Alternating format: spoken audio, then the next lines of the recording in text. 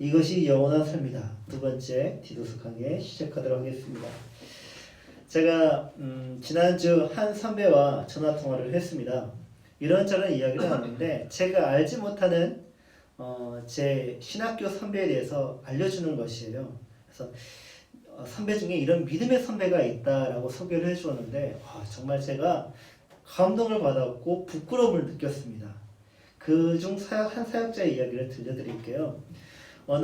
강주의 어느 유명한 교회에서 그분이 사역을 하고 있었습니다. 부교육자로 섬겼었는데, 근데 그분은 정말 특별한 점 하나가 있었어요. 뭐가 특별했느냐? 오전 3시, 그러니까 새벽 3시만 되면 교회에 나와서 기도를 하는 것이에요. 이 부교육자가 말이죠. 오전 3시만 되면 교회에 나와서 새벽 기도를 하는데, 원래 그 시간은 담임 목사님 시간이었대요. 그러니까 담임 목사님이 어떤 성도들보다 일찍 나와서 그 자리에 채우고 있었는데 담임 목사님보다 더 일찍 나와가지고 이 부교육자가 기도를 하는 거예요. 그러니까 담임 목사님도 감당할 수 없는 이런 부교육자였던 거죠.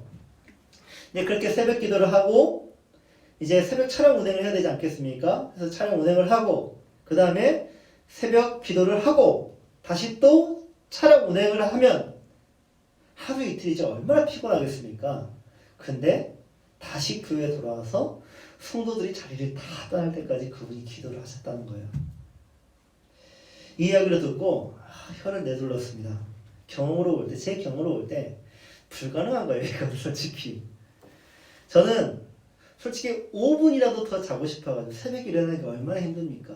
5분이라도 더 자고 싶어가지고 시계 봤다가 해서 좀 늦잠 부리기도 하고 정말 하루라도 쉬었으면 좋겠다 라면서 동기들에게 그런 하소연하는 그런 모습들. 정말 새벽기도 그 차량 운행을 하면서 이런 생각도 들었습니다. 접촉사고 한번 났으면 좋겠다. 병원에서 좀 자게. 그런 생각도 들었습니다. 그러다가 이제 새벽기도가 끝나지 않습니까? 또 새벽 차량 운행을 하죠. 그러면 끝나자마자 바로 집으로 가가지고 부족한 잠을 채우는 거예요. 이게 보통 부교육자들의 모습이에요. 항상 이렇게 피곤해요. 근데 물론 주어진 사명에 정말 성실히 감당하려고 정말 노력 많이 했습니다. 저는 늘 긴장하면서 잤거든요. 빵꾸를 안 내려고요. 그래서 그 일로 꾸지람을 듣거나 또 비판을 받은 적이 없습니다. 하지만 소개받은 이 사역자의 사역에 임하는 자세를 듣고 보니 저는 그래도 잘했다고 생각했는데 부끄러워지는 것이에요. 그 삶을 가능케 하기 위해서는 정말 거룩한 삶이 필요하겠죠. 어떤 거룩한 삶이 필요하겠습니까? 체력 안배를 잘 해야겠죠. 허튼 곳에 체력을 써서는 안 되겠죠. 그리고 정신력이 보통으로서는 감당을 못하겠죠. 또한 그것은 강제에 의한 기도가 아니잖아요. 본인이 자발적으로 한 기도이잖아요. 주님과 교회를 정말 사랑하지 않고서는 그게 불가능해요. 나아가 모든 삶이 24시간 주어진 모든 삶이 이 사역에 집중되어 있으면서 개인적인 그런 삶이 포기되지 않는 이상 이런 경건의 모습을 갖추기는 정말 힘듭니다. 하지만 그분은 담임 목사님도 혀를 내두를 만큼 기도의 자리를 지켰고 그 모습은 온 교회 성도들에게 입에서 이렇게 소문이 나고 회자되고 또 존경을 받겠죠. 그리고 그는 그럼에도 불구하고 교만하지 않고 경건에 이르는데 연습하고 또 연습했다고 합니다. 그 결과가 좋아야 하는 것이 우리의 바람이겠죠. 그리고 그런 사람이 하나님께 크게 쓰임받는 게 우리가 알고 있는 믿음의 공식이기도 합니다. 어떻게 되었을까요? 담임 목사님이 자신의 출신교회, 그러니까 모교회죠. 모교회의 담임 목사로 이분을 추천을 해준 거예요. 거기도 몇백 명 되는 교회였거든요. 놀라움을 금치 못했습니다. 자신이 자기의 출신교회 목사를 추천한다는 것은요, 정말 신뢰하지 않고서는 또 존경하지 않고서는 그런 일은 불가능하거든요. 그분을 정말 부교육자였지만 담임 목사님 그분을 사랑했고 정말 신뢰했다는 증거가 아니겠습니까? 능력 많고 능력 좋은 사역자 정말 많습니다. 하지만 거기에 경건이 빠지면 그 모든 능력들은 잡기에 불과합니다. 그렇다면 경건은 어떻게 이루어지는 것일까? 경건. 어떻게 하면 경건에 이룰 수 있는 것일까? 하나님이 택하신 자들을 구원에 이르게 하는 믿음을 갖게 하려는 열정, 그리고 지금 하는 일이 영원부터 영원까지 이어진다는 믿음과 신념을 가질 때 경건 생활이 가능합니다. 만약 이제 막 사역을 시작하려는 새내기 교역자가 앞서 이야기한 청빙받은 목사의 교회에 누가 부임했다고 해봅시다. 그렇다면 그 담임 목사님은 이제 막 사역을 시작하는 그 새내기 목사님에게 부교역자에게 어떤 조언과 권면을 해줄까요? 라떼는 말이야 그랬겠죠. 저는 이렇게 했습니다 라고. 만약 추천해서 떠난 사역자의 빈자리가 있지 않겠습니까? 청빙을 받아 나갔기 때문에. 그래서 그 자리를 채운 어느 교역자가 왔습니다. 그래서 담임 목사님이 그 사역자에게 당신이 있는 그 자리가 앞서 누구였는데 그분은 이렇게 사역을 했습니다 라고 말을 하지 않겠습니까? 라떼는 말이야 그때는 말이야 라면서 말이죠. 그건 우리는 꼰대의 허세라고 볼 수 있을까요? 아니면 진심 어린 권면과 조언에서 나온 현재의 나, 현재의 교회를 만든 훌륭했던 과거의 나를 소개하는 것일까? 바울은 디도에게 그레데 교회를 맡기면서 지금 그렇게 말하고 있는 거예요. 라떼는 말이야 하면서 말이죠. 지금부터 바울이 말하는 자신의 과거 라떼를 한번 들어보도록 하죠. 바울이 사역을 통해 이룬 성과를 보면 자연스럽게 그는 도대체 어떤 사람일까 라는 그의 이력에 대해 관심을 갖겠죠. 정말 큰 일을 하면 이 사람은 어떤 배경을 가지고 이렇게 일을 잘하는 것일까? 이런 성과를 이루는 것일까? 라는 것이 궁금하지 않습니까? 적어도 우리는 책 한 권을 사면 제일 먼저 열어볼 때 뭐 보죠? 프로필을 보죠. 이 사람이 어떤 대학에 나왔는지, 어떤 공부를 했는지 보지 않습니까? 그가 가진 배경은 이래요. 바울의 배경은 우선 왕족이에요. 이스라엘의 초대왕 사울이 베냐민 지파였는데 그 베냐민 지파의 후손이 바로 바울입니다. 그리고 그는 히브리인 중에 히브리인이라고 자신이 소개하는데 이거는 나는 아브라함의 후손이야. 그러니까 다시 나는 적통이야 라는 말이고요. 그리고 그는 바리새파였습니다. 바리새파는 당시 민중에게 경건의 모범이 되는 모델이 되는 사람들이었고, 그리고 경건을 가르치는 자들이었어요. 그러니까 존경과 또 권위가 있었던 사람이 바로 바리새파였습니다. 또 그는 그때 당시 로마 제국의 지배계층에 있었던 사람이었습니다. 로마 시민권자를 가지고 있잖아요. 지배계층이었고요. 그럼 유대인 사이에서는 무엇이었느냐? 그는 랍비였습니다. 사내들이 공예, 그러니까 지금 우리나라로 말하면 국회의원이었습니다. 그러니까 유대인들의 지도자였죠. 그리고 그는 당시의 석학이었던 가말리엘의 제자였습니다. 갖출 건 다 갖췄어요. 게다가 그는 부자였어요. 개인적인 능력으로는요, 율법에 이렇게 능통한 자가 없었다고 합니다. 율법을 통달한 자였고, 또 그 율법으로 이 사람의 삶이 어떠한가 한번 탁탁탁 한번 점검해 보지 않겠습니까? 그런데 율법으로 흠을 잡을 만한 것이 하나도 없어요. 그래서 그가 말하기를 나는 율법으로는 의로운 자다라고 말을 합니다. 사람들이 그를 추종할 정도로 그에게는요, 말에도 행동에도 권위가 있었고, 또 그는 정말 리더십도 탁월했던 것 같아요. 그래서 그가 거둔 열매를 보고 그를 시기하는, 그를 비판하는 사람들이 이렇게 말을 할 수 있을 것 같아요. 보니까 금수저네. 야, 나도 금수저를 물고 태어나면 나도 그 정도 하지 라는 말을 하지 않을까요? 가진 것, 배운 것, 받은 것 그렇게 많은데 누구라도 그 정도 할 수 있지 않냐? 라고 말을 하지 않을까요? 만약 사도 바울이 정말 그러한 것들이 사역에 도움이 되었고 유익했더라면 디도에게 사역에 대해서 가르칠 때 이렇게 말을 하지 않았을까요? 디도야, 지금 너 사역할 때가 아니야. 지금 먼저 공부 좀 해야 돼. 나처럼 가말리엘에게 가서 좀 배우고 스펙 좀 쌓고 그래야 사람들이 네 말 좀 들어주지 않을까? 그리고 우선 예루살렘 교회 가, 아니면 안디옥을 가. 큰 교회에서 사역을 해야 보고 배운 게 있고 사람들한테 인정받는다.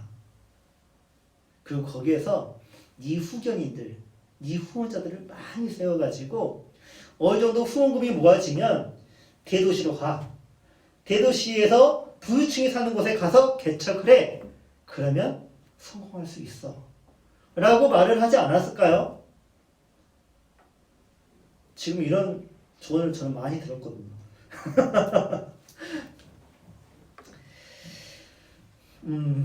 그러나 바울은 디도에게 목회 조언을 할 때 그렇게 하지 않았어요.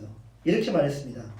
나 바울은 하나님이 택하신 사람들 가운데 믿음을 일깨우고 하나님의 말씀을 정확히 전달하며 그 말씀에 바르게 응답하도록 하기 위해 임명된 하나님의 종이자 그리스도의 대리인입니다.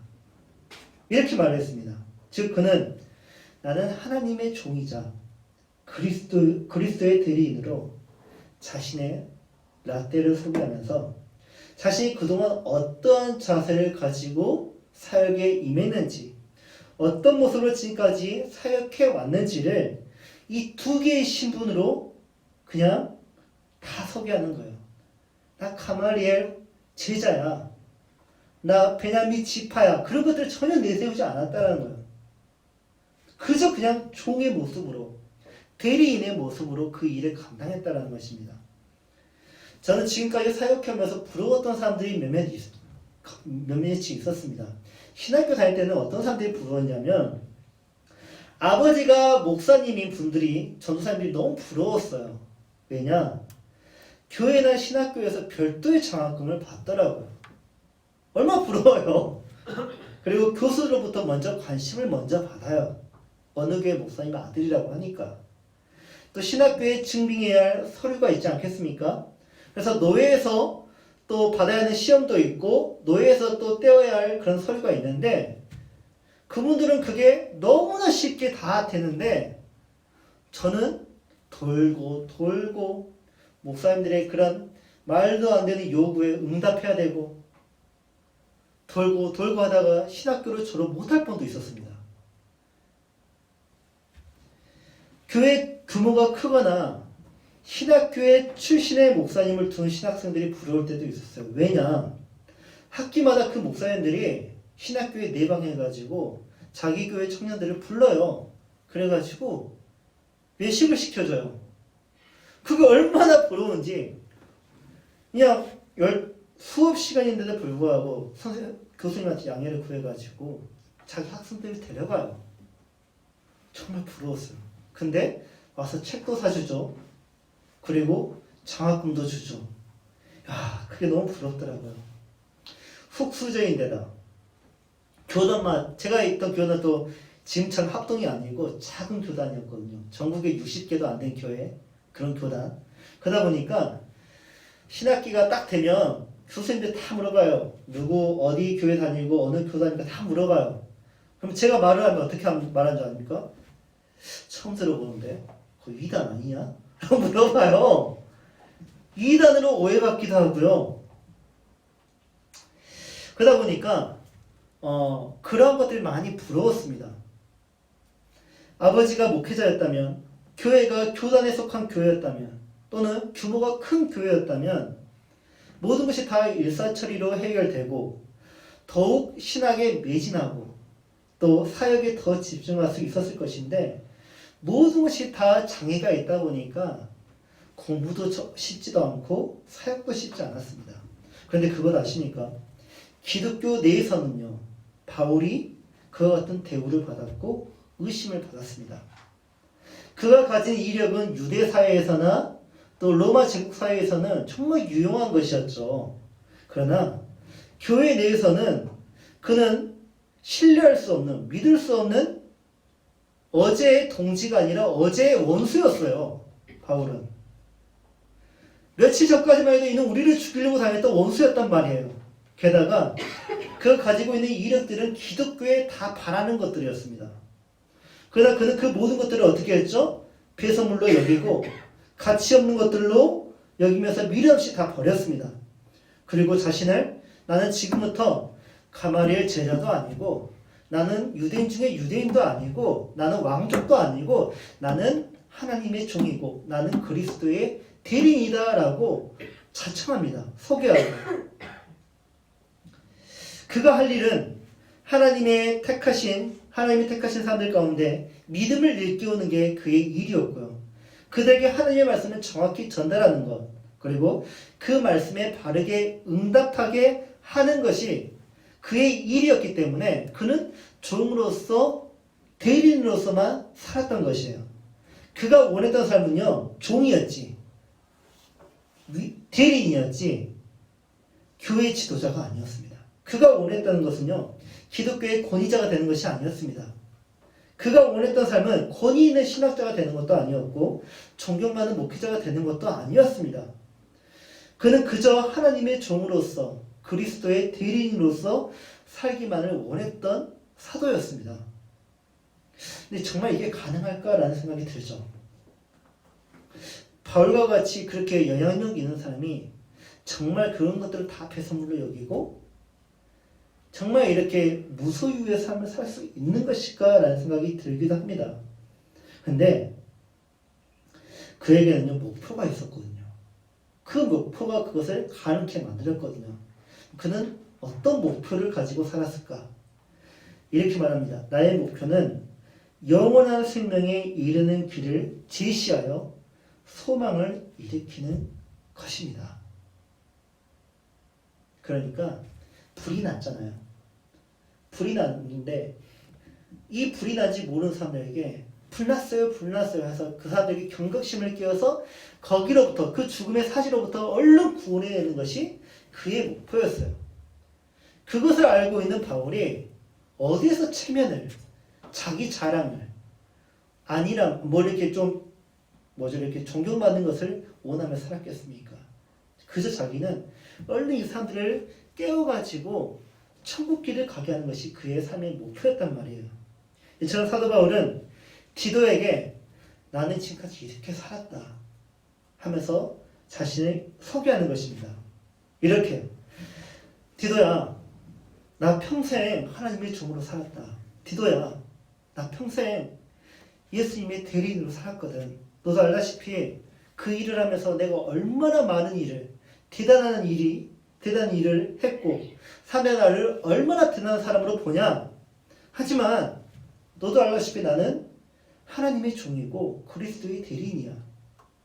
내가 대단한 것이 아니라 하나님이 대단한 것이고 내가 대단한 일을 한 것이 아니라 그리스도가 대단한 일을 하신 거야. 너도 알지 않니? 우리 정말 힘들었고 고생 많이 했지. 그런데 내가 그것을 지금까지 어떻게 견뎌낸 줄 아니? 내가 그 모든 일을 영생의 영혼의 관점을 두었기 때문이야. 오늘을 위해 살지 않고 오늘 하루를 위해 살지 않고 영원한 미래에 얻어질 그 영생을 위해 살았기 때문에 내가 그때마다 얻어지는 영광과 그런 만족들을 포기하면서 종으로서 대리인으로서 살 수 있었던 거야 라고 가르치는 것입니다. 사도 바울은 이렇게 디도에게 편지를 쓰면서 자신의 오랜 사역을 뒤돌아보잖아요. 그리고 자신의 사역의 핵심을 그렇게 표현했던 것이에요.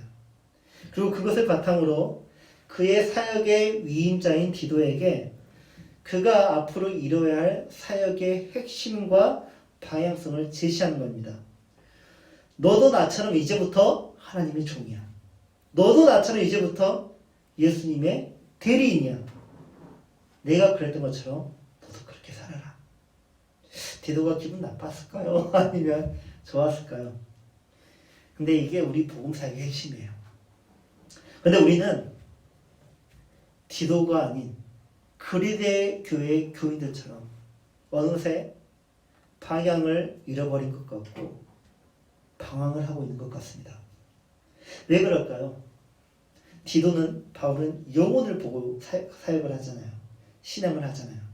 그런데 우리는 그레데 교인처럼 당장의 앞만, 현실만 보고 사니 하나님의 종으로서 그리스도의 대리인으로서 살지 못하고 내 인생은 내 것이지. 교회의 관심은 다 내가 받아야지. 내가 이 교회의 주인이지. 왜 사람들이 나를 섬겨줘야지. 라면서 주체자로 살고 싶어하는 거 아니겠습니까?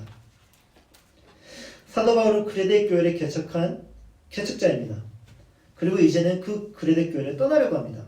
떠나기 전 그가 마지막 사역을 이루려고 하는 게 바로 디도를 그레데 교회 목회자로 위임하는 것이었습니다. 그렇다면 그는 왜 그레데 교회를 떠나려 했던 것일까? 그는 왜 자신의 사역을 젊은 디도에게 위임하려고 했던 것일까요? 매우 간단해요. 바울이 늙었어요. 바울이 병들었어요. 그에게도 한계가 있다는 것이에요. 그에게도 끝이 있다는 것이에요. 그래서 사도 바울은 자신이 했던 개척자 역할을 디모데와 디도가 이어가도록 그렇게 위임한 것이에요.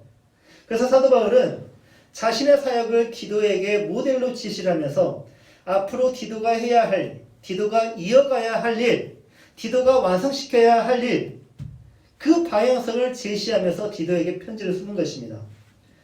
그것은 곧 디도의 일이기도 했죠. 바울이 하고 있는 지금의 일은 앞으로 디도가 해야 할 일이기도 합니다. 왜냐? 디도도 지금 우리에게는 어떤 사람이에요? 고인이에요. 없어요. 디도도 누군가에게 위임을 해야 돼요. 그러니 디도도 바울처럼 그와 같은 삶을 살아내야만 바울처럼 누군가에게 위임을 할 수 있는 것입니다. 그래서 디도의 사역 역시 모든 하나님의 종들을 위한 모델이 되기에 사도 바울은 자신의 사역의 모습이 모든 세대에 걸쳐 통일되기를 원하고 일치되기를 원하고 일방적인 사역의 길이 되기를 원했던 거예요. 그렇다면 디도와 더불어 우리 모두가 사도 바울에게서 이어야 할 사역의 방향, 사역의 내용은 무엇일까? 첫째, 하나님이 택하신 자들을 구원에 이르는 믿음을 갖게 하는 것이 우리가 해야 할 일입니다. 그것을 전도라고 하는 거죠.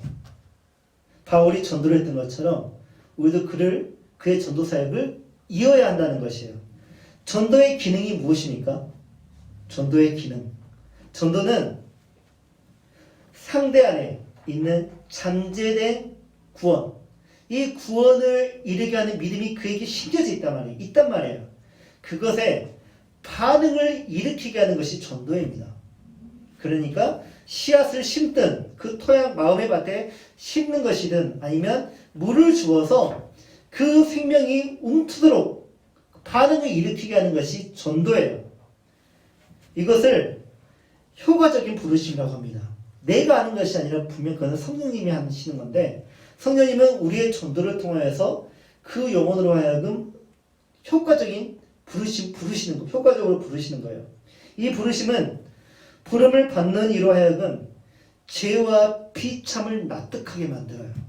그리고 그의 마음의 눈을 밝혀서 그리스도를 발견하게 하고요. 그의 의지를 새롭게 함으로 복음에서 거저 제공되는 예수 그리스도를 받아들이도록 설득하고 받게 하는 성령님의 사역이 효과적인 부르심입니다. 이 효과적인 부르심은 효과가 있네 없네 조금 있네 그게 아니라 100% 효과입니다. 왜냐? 하나님께서 허물러 죽인 우리를 그리스도와 함께 살리셨기 때문에 100%인 것이에요. 이처럼 구원은 하나님의 선물입니다. 인간의 의지가 관건이 아니에요. 우리에게 있는 믿음은 우리의 의지가 관건이 아닙니다. 복음에 응답하고 싶은 마음, 능력은 우리의 지성과 의지와 감성의 합작품이 아니라 하나님이 은혜를 주시는 선물에 의한 것이에요. 여기에 우리는 의문을 가져요. 우리에게 있는 이 믿음이 이 구원의 반응이 결국 하나님의 주권에 달린 것이라면 우리는 왜 전도를 해야 합니까? 어차피 하나님이 다 알아서 하실 거. 그래서 사도 바울은 자신을 무엇이라 소개했느냐? 하나님의 종, 그리스도의 대리인으로 소개를 했던 것이에요. 주인이 잔치를 열었다고 해봅시다. 주인이 잔치를 열었습니다. 초대하고 싶은 사람이 있습니다.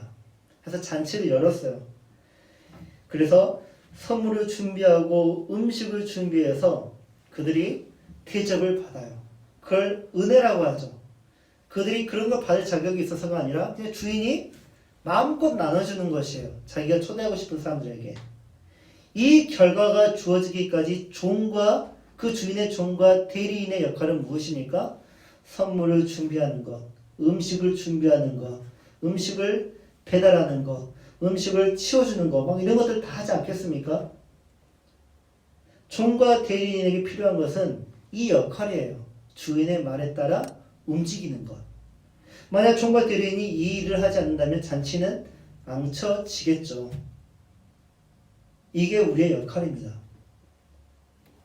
하지만 우리는 종과 대리인으로서 그 역할을 감당하는 것을 힘겨워하고 때로는 싫어하기도 하고 거부하기도 합니다. 왜냐? 사도 바울도 솔직히 그랬었거든요. 왜냐? 부담되잖아요. 여러분 전도하는 거 쉽습니까? 내 상사에게 전도하는 거 쉽습니까? 어렵잖아요. 실패할 확률 높다고 생각되잖아요. 때로는 원하지 않는 힘든 일도 겪을 수도 있잖아요. 도리어 뺨도 맞을 수 있습니다. 그러나 우리는 압니다. 왜 우리가 그리스도를 전하지 않는지 사람들에게. 솔직히 말해서 시간 낭비라고 생각하는 우리는 시간 낭비. 해도 안 되니까. 또 두렵잖아요. 마음의 부담이 생기잖아요. 체면 때문에 못하는 경우도 있잖아요. 몰라서 못하는 경우도 있고요. 또 중요하지 않다고 생각하니까. 근데 그걸 아십니까?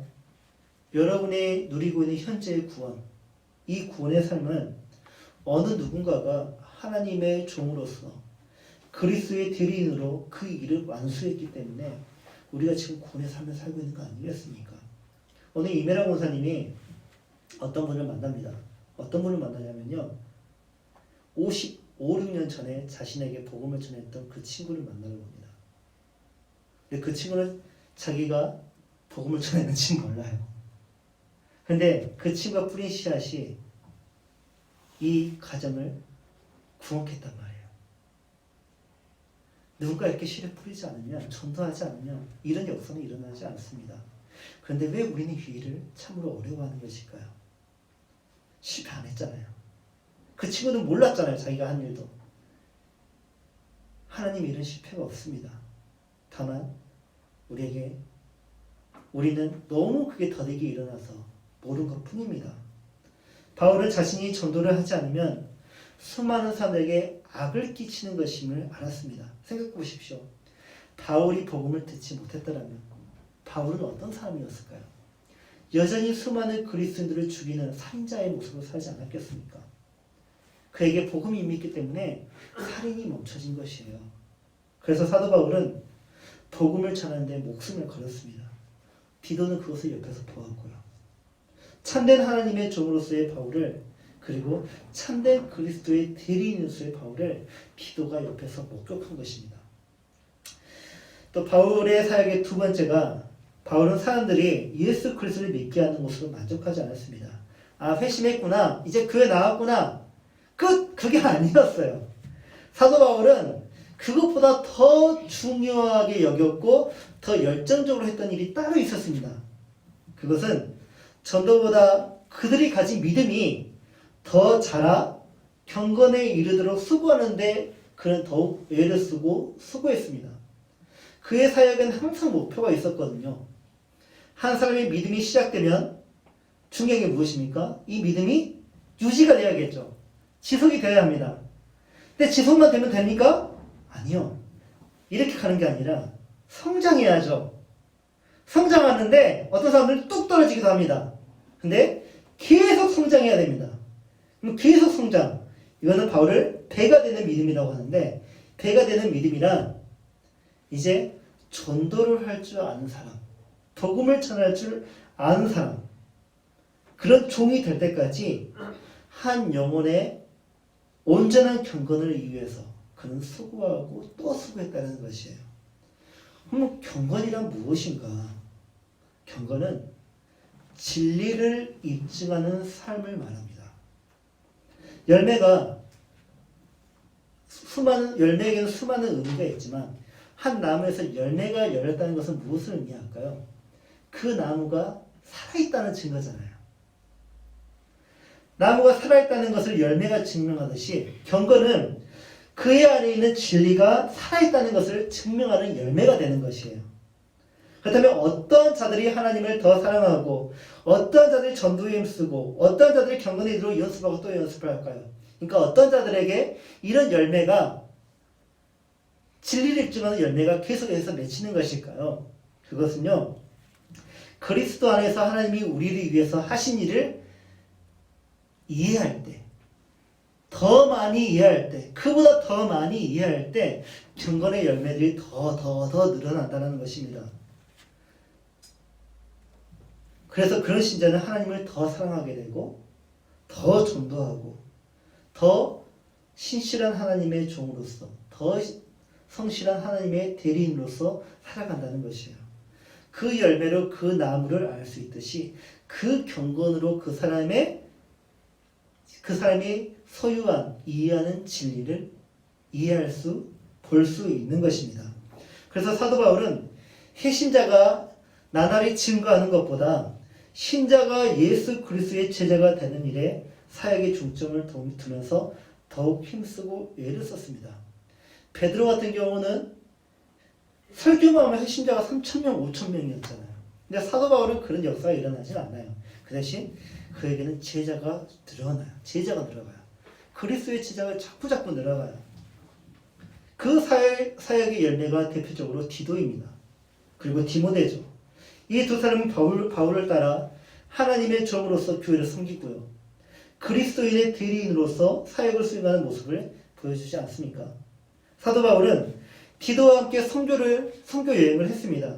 그리고 그 선교 여행을 통해서 자신의 전도와 경건을 직감적적으로 충분히 보여주었고요. 그리고 가르쳐 주었습니다. 그 결과 그는 이제 그레데 교회를 섬길 수 있는 경건에 이르게 되었어요. 그 젊은 목회자 디도가 얼마나 경건에 이르기를 연습했더니 그레데 교회를 다 감당할 만한 사역자가 된 거예요. 그 어려운 교회를 감당할 만한 사역자, 그 젊은 나이에. 거짓이 충만한 그레데에서 복음을 전하는 전도자로 그가 이제 세움을 받는 것입니다. 그렇다면 사도 바울이 디도에게 보여준 경건의 모습은 구체적으로 어떤 모습이었을까? 궁금하지 않습니까? 디도가 사도 바울에게서 어떤 경건의 모습을 보았을까요? 첫 번째, 그는 계속 말했던 것처럼 하나님이 택하신 사람들, 이 도시에도, 이 고린도에도, 이 에베소에도 분명 하나님이 택하신 자들이 있을 거야. 나는 그게 누군지 몰라. 그러니까 어떻게 하죠? 전도를 해보는 거예요. 다 찔러보는 거예요.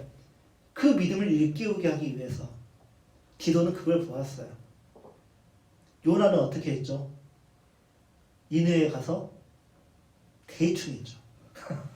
복음을 전하는 것을 대충 했는데도 불구하고 그 섬 전체가 뒤집어졌지만 바울에게는 요나만큼 엄청난 그런 선지자의 능력이 없었기 때문에 일일이 다 찔러보는 거예요.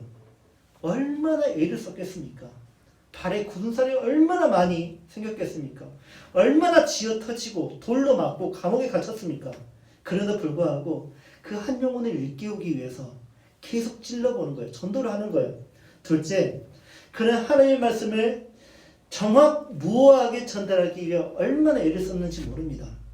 셋째, 그는 그 말씀에 바르게 응답되는 삶, 이 삶이 교리였던 거죠. 그는. 그래서 디도뿐만 아니라 거짓이 가득한 그레데 교회에게 그것을 몸소 실천해 보이는 거예요. 이게 하나님의 말씀이 우리에게 주는 교리이다라면서 말이죠. 그것은 디도가 보았을 때 이게 하나님의 종이구나. 이게 바로 그리스도의 대리인이구나라는 것을 깨닫게 해주고 가르쳐 주었던 것이에요. 이것이 바울이 디도에게 그리고 그레데 교회에게 보인 경건이었습니다. 그렇다면 바울은 어떻게 이 어려운 경건을 이룰 수 있었던 것일까? 이게 인간의 의지로 되는 것일까요? 이게 바울이 가진 스펙이 저절로 이런 삶을 만들어주는 것일까요? 성공하는 욕구가 있으면 이 모든 일이 가능하게 할까요? 아니요. 어떻게 이런 일이 가능했느냐? 바울이 영생을 바라보며 영혼을 바라보며 그 모든 일을 했기 때문이에요. 그렇게 하니 경건이 무너지지 않았던 것입니다. 얼마 전 한 할머니에게 제가 전도를 시도했습니다. 할머니, 집에 성경이 있네요. 근데 성경이 좀 책들이 이렇게 쌓여있지 않습니까? 위에서 아래로. 근데 좀 밑에 부분에 있었어요. 오랫동안 있었던 거죠. 그래서 할머니, 교회 안 나간 것 같아요. 그래서 할머니, 교회 다니세요? 제가 물어봤어요. 지금은 안 다녀. 그러는 거예요. 전에 다녔는데, 조금 다녔는데 지금 안 가. 그러니까 무슨 연유가 있으세요? 라고 제가 물었습니다. 저는 당연히 이제 몸이 병들어가지고 걷기도 힘들고 숨이 차서 교회 나갈 수 없어 라는 말을 들을 줄 알았는데 이 할머니가 하는 말이 병 나으려고 갔는데 안 나와서 안 가. 그래요. 신장병이 있었거든요. 많은 사람들이 이런 양태로 신앙을 시작했다가 결과가 나타나지 않으면 그것을 버려버리고 떠나버리죠. 영화 암살 보셨습니까? 암살에서 일제강점에서 해방된 후에 조국과 독립군을 배신한 친일파이자 매국노인 염석진에게 전 동료가 총을 겨누면서 말합니다. 너 왜 우리 동지를 팔았어? 너 왜 조국을 팔았어? 라고 묻죠. 근데 그가 다급히 변명하기를 몰랐으니까. 해방될 줄 몰랐으니까. 그런 말 하는 겁니다. 그만큼 암흑기였던 시대였죠. 그는 처음부터 배신할 목적으로 독립군 일을 하지 않았습니다. 그 누구보다 대한민국 조국을 사랑했고 독립운동에 그 누구보다 헌신적이었으며 동료들을 사랑했습니다. 그런데 그가 어떻게 조국과 동료들을 배신하게 되었던 것일까요? 몰랐기 때문에요. 미래에 있을 대한민국의 독립을 그는 보지 못했어요. 그 일을 하면 할수록 일본은 더 강해지고 독립운동은 더 어려웠습니다. 그는 모진 고문 속에서 대한민국의 독립을 보지 못했어요. 모진 고문 속에서 침묵하는 자신에게서 다른 동료들도 끝까지 이렇게 독립운동을 위해서 견디겠지. 목숨을 내놓겠지. 라면서 독립을 상상하고 내다보았다면 그는 배반하지 않았을 거예요. 그런데 그 고문을 겪다 보니까 한계를 느끼잖아요. 그 한계가 대한민국의 독립의 한계로 그가 동일시해버렸던 거예요. 내가 끝나면 대한민국도 끝나지 않은 것. 왜 사람들이 믿음 생활 잘하다가 포기하거나 돌아서 버릴까요? 나아가 그런 사람들이 왜 교회를 그렇게 사랑했던 사람들이 헌신했던 사람이 나중에 교회를 핍박하고 교회를 혼란스럽게 하는 사람이 돼버릴까요? 믿음이 적어서 그럴까요? 원래부터 그런 사람들이었을까요? 아니요. 그 중 어떤 사람들은요, 그 누구보다 헌신적이고 그 누구보다 사랑했던 자들이었습니다. 신앙의 모범이 된 자들이었습니다. 그런데 왜 믿음이 멈춰버리고 끊어져 버린 것일까? 영혼을 모르기 때문이에요. 영혼. 믿음 안에서 자신이 하는 일이 영원한 미래에까지 이어진다는 것을 모르기 때문에 오늘의 고난과 다가올 고난조차도 영원한 미래를 위한 과정으로 보았다면 내가 이걸 잘 견뎌내면 그날에 어떤 영광을 보겠지라는 것을 못 보았기 때문에 자신이 느끼는 한계를 가지고 교회와 하나님 나라의 한계를 규정해버렸던 것입니다. 사도 바울은 모진 풍파 속에서도 전도와 경건을 멈추지 않고 끝까지 견뎌내었죠. 디도와 디모데도 그랬죠. 그들은 그 실패 속에서 계속되는 실패와 고난 속에서도 어떻게 전도와 경건을 멈추지 않고 전진만 할 수 있었던 것일까요? 농부는요, 결실을 내다보고 농사를 짓습니다. 얼마만큼의 수확이 나오겠지 하면서. 건축자는 완공될 건축물을 내다보고 건축을 합니다. 그 과정이 정말 힘들죠. 여러 어려운 상황과 정말 힘든 상황을 직면하겠죠. 좌절을 할 만한 일도 생기겠죠.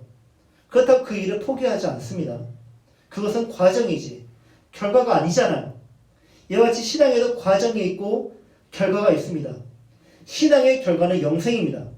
영혼에 이르기 위해 우리는 경건과 사역이라는 사역을 멈춰서는 안 됩니다. 그 결과에 이르기까지 얼마나 많은 시련을 겪어야 할지 모릅니다. 그러나 그 시련은 실패의 전초 영상이 아니에요. 시련은 완벽, 흠이 없는 옥을 만들기 위한 과정입니다. 기독교의 사역의 배경은요, 영혼부터 시작해서 영혼에 이르는 것입니다. 그래서 우리가 해야 할 일은 언제나 영혼을 배경으로 하는 것이에요. 사도 바울의 사역을 계속 해올 수 있었던 이유는, 그럼에도 불구하고 교회를 계속 개척할 수 있었던 것은, 교회를 다른 사역자에게 위임할 수 있었던 것은 교회가, 하나님의 나라가 영원할 것이라는 것을 믿었기 때문입니다. 이것이 영원한 삶이에요. 영원한 삶은 전도를 통해서 증명돼요. 영원하지 않다면 전도할 이유가 없죠. 영원한 삶은 경건을 통해서 증명됩니다. 우리의 삶이 영원하지 않다면 경건을 이룰 필요가 없어요. 더 온전해지기 위해서, 더 완벽한 그리스도인이 되기 위해 우리는 육체의 한계 속에서도, 상황의 한계 속에서도, 모든 한계 속에서도 소망하고 희망하는 것이 바로 그것입니다. 그리스도인의 사역은 건축과 같아요. 건축의 규모, 견고함은 어디에 비례할까요? 기간에 비례해요. 큰 건축물은 그만큼 긴 기간이 필요하고요.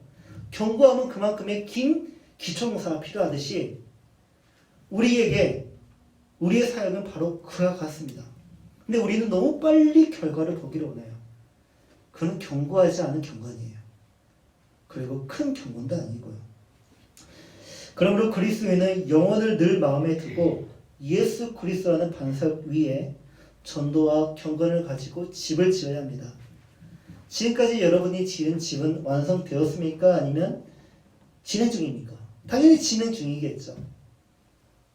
여전히 기초 중입니까? 아니면 이제 지붕만 올리면 끝납니까? 여러분도 아직도 기초였으면 좋겠습니다. 그만큼 여러분이 이룬 경고는 견고하고 웅장했으면 좋겠습니다.